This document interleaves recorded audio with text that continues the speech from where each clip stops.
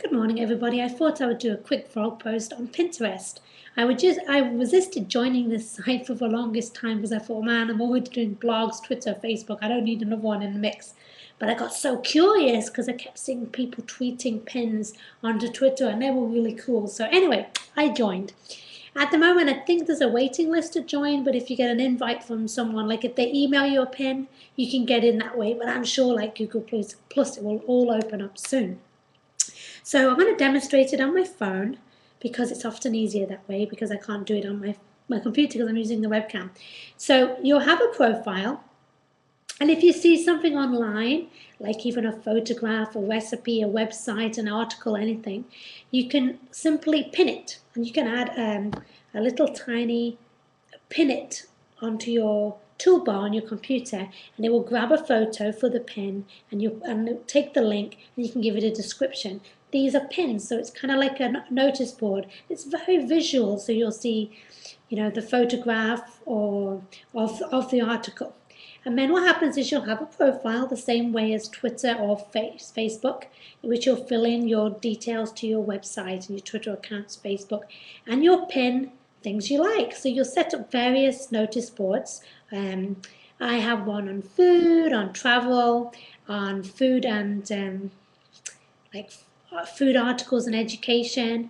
I have one on social media, so every time I see a good social media article, I pin it on there. It's a fantastic way to gather resources from around the net and store them somewhere.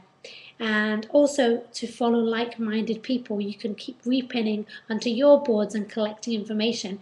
A very good friend and colleague of mine, Amber, who's a dietitian in Nebraska, is going to use this site to plan her state dietetic conference and use the boards to pin resources. I think that's kind of cool. So here's my profile. Here's some things I've pinned. There's a cocktail here. There's there's a funny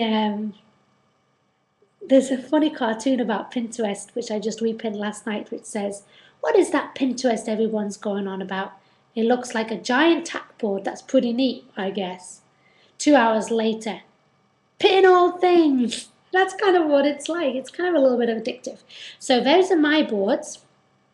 So if you like something, say if I click on something here, like these roasted chickpeas here, there's the recipe here. If I like it, I'll go like. You can comment, which is cool, so you can get into conversations with different people. And then you can repin and share it onto another board. And then you can explore.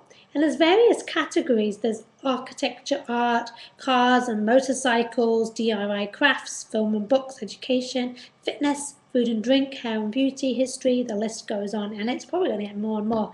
I would say the key is following people you're interested in. When you first set up, it tends to pull a lot of people you know who are already pinning from your Facebook friends. Somehow there's some people which maybe somebody's getting married or they like weddings, so I'm getting a lot of wedding pictures and planning and hairstyles. Not really my cup of tea, so I'll probably seek out more foodies and more people interested in inspirational quotes and people who like travel, because it's a hobby, isn't it? So you want to find like-minded people. There was a famous blogger, I think it's called The Nest. She did a great blog post recently on how Pinterest drove tremendous traffic to her site. I would say use Pinterest in the same way you'd use StumbleUpon. 90% repin other people's cool stuff, find websites, build a following, and have fun with it. And maybe 1% or 5% of the time you can pin your own things.